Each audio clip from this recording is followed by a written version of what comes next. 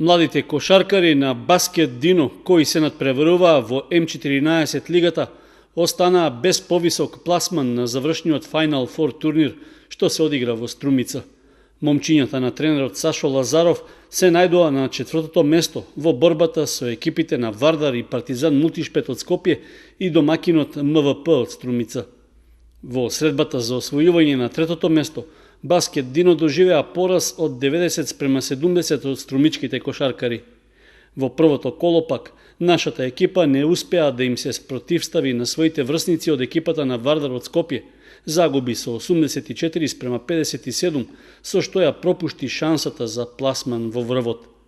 Во финалната средба меѓу скопските екипи, подобри беа младите кошаркари на Партизан Мултишпет, кои ги победија своите градски ривали со 84-73.